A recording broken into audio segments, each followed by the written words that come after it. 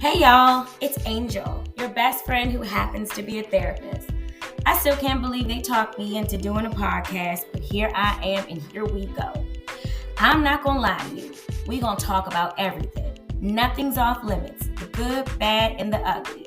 So put your seatbelt on and enjoy the ride.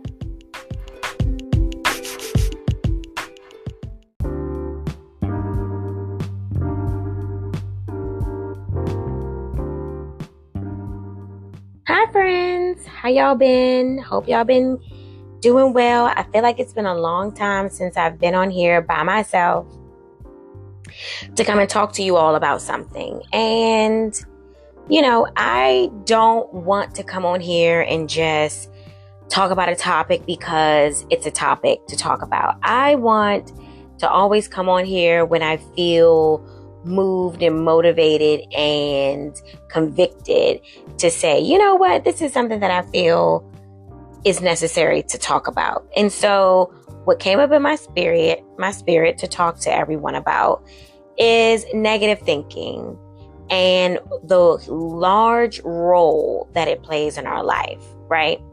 I call it, therapists call it, stinking thinking.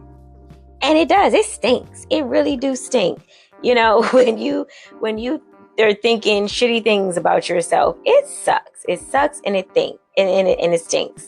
And it thinks. Okay. So negative thinking patterns, they play a role in our day-to-day lives. They also play a big role in diagnoses such as depression and anxiety. So for all of you all out there, I'm just going to give you kind of a quick synopsis of depression, right? So what depression is a mental health diagnosis in the DSM-5. And it is basically when you are experiencing like a loss of interest or pleasure in things that you normally are interested or find pleasure in. It is also like a persistent sadness where you're just sad all the time and you just cannot shake it. Poor sleeping patterns. So when I say poor sleeping patterns, I mean either you're sleeping too much or you're not sleeping enough. Your eating patterns change, whether you're overeating or undereating. You aren't able to concentrate, on anything, even things that you are interested in or used to be able to concentrate for long periods of time. And then, of course, suicidal ideation, which are those suicidal thoughts that don't have to be so direct. They can be indirect, like, I wonder what would happen if I'm not here. I wonder if people would miss me if I wasn't here anymore, right? So that we call suicidal ideation. And all of those things fall under the diagnosis of depression. And there are more criteria before, you can diagnose. Please do not try to self-diagnose from listening to anyone's podcast, listening to anyone's TikTok. You have to you have to go to a clinician, a licensed clinician, get assessed, and then get diagnosed, please. PSA. Do not take on a diagnosis that has not been done by a licensed clinician. Please, pretty please. So negative thinking, right? As I was summarizing depression, you can see how negative thinking plays a part in all of those things, right? Because if you're having negative thoughts, how well are you going to be able to sleep? Right? Or are you going to sleep too much because you're like, oh, I don't need to be up anyway, right? Because there's nothing for me to do. I'm not interested in anything and you might oversleep or, so it really does play a part in depression. It also plays a part in anxiety, right? So a little quick synopsis about anxiety is, so it's when you have some excessive worry and some of it can be legit, validated, and some of it may not be. It could just be worrying about the unknown and the woulda, coulda, shouldas, right? Difficulty concentrating is another one. Irritability is part of anxiety. So when you see someone that you're like, they're snappy all the time, you think that oh, that person's mean, or you might say some bad words, but really that they just might be anxious. That just might be their anxiety coming out. So, give grace, y'all. Give grace when you can. Poor sleep, of course. That means, you can oversleep with anxiety. You can undersleep.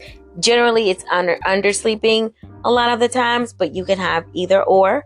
And feeling on edge, right? Where you're jumpy and you're like, well, what's going to happen? And, it's just that it comes back to that excessive worry. So I said all that to say, negative thinking impacts both of those, I would say, diagnoses. I'm going to say it one more again. Do not diagnose yourself listening to this. This is just information for you to take in, absorb, process, and decide whether, if you have a clinician, talking to them about what your diagnosis is, or getting one to see, and to see to get diagnosed, to see if you do actually have a clinical depression or anxiety. So I'm part Native American. And one of the fables that I was told, and you all may have heard, was a story about the two wolves.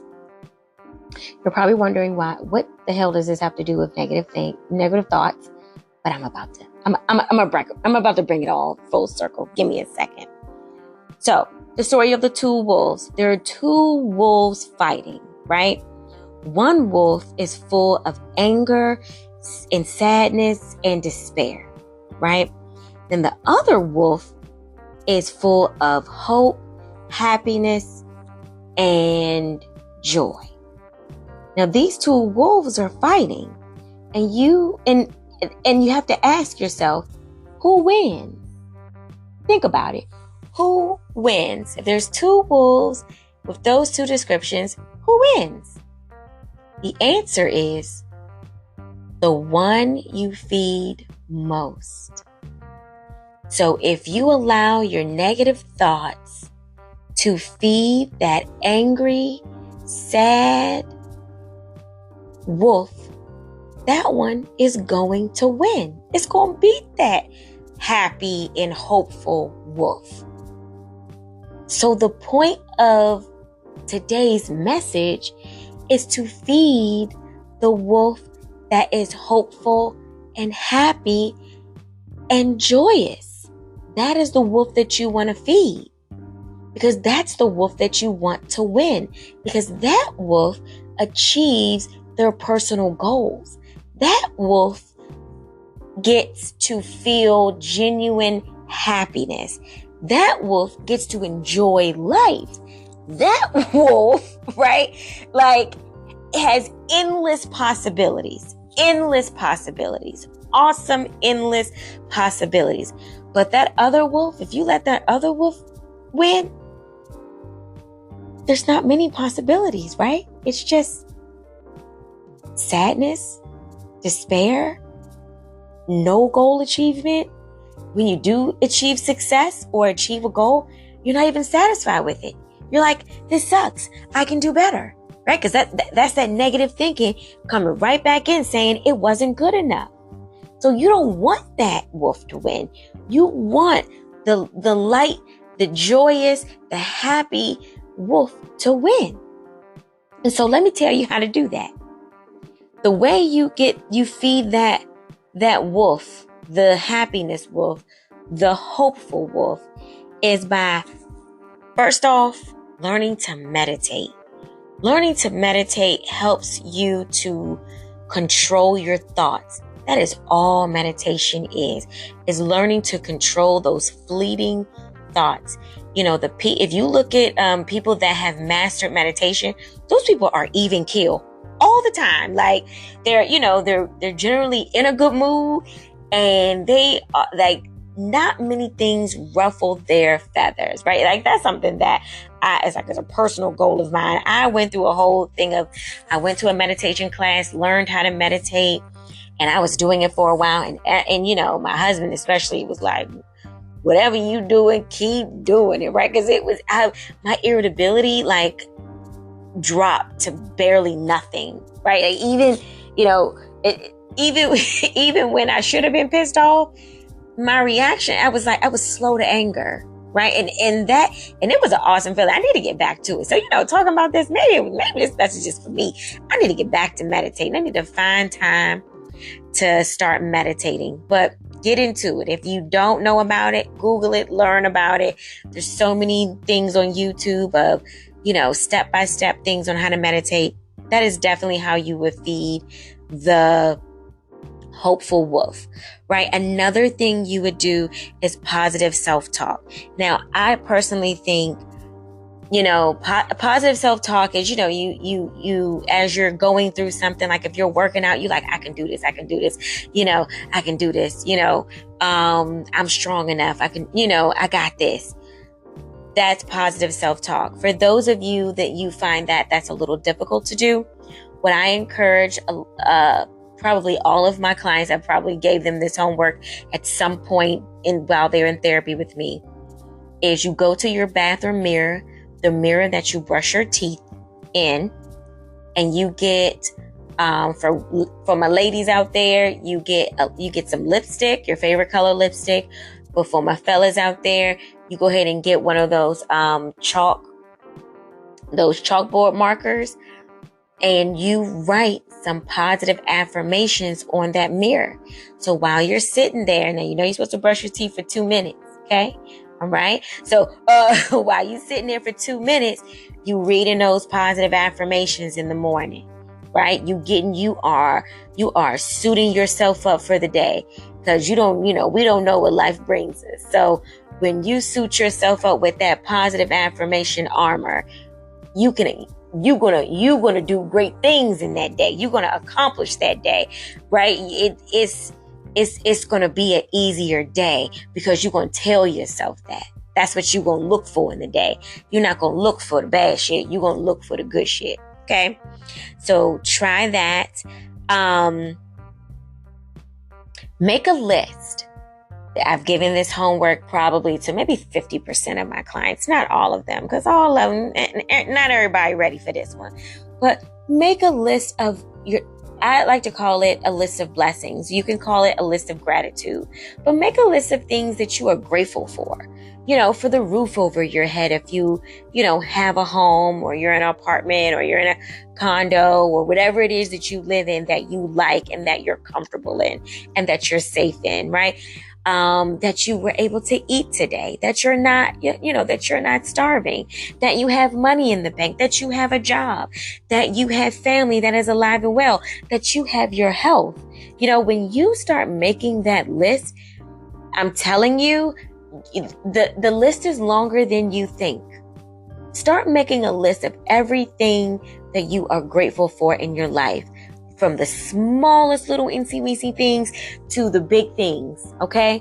Make a list and don't throw it away when you're done, okay?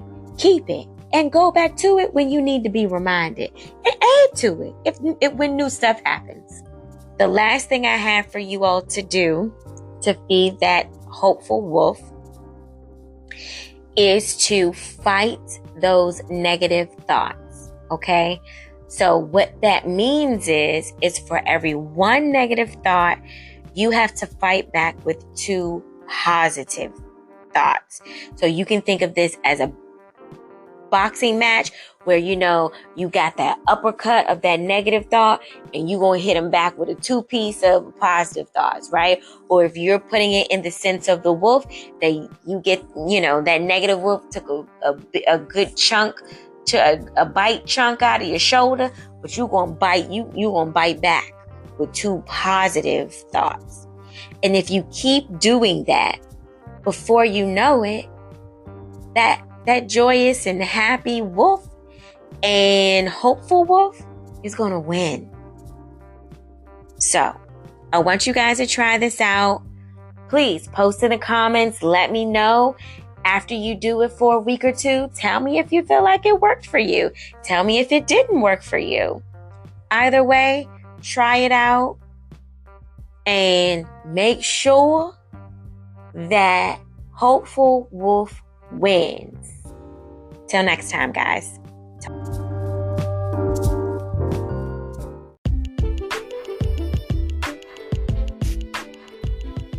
Thanks for listening to I'm Not Gonna Lie to You podcast. Subscribe for more insightful and down-to-earth content. And don't forget to follow us on social media at An Angel's Touch 8 on Instagram and An Angel's Touch Therapy on Facebook.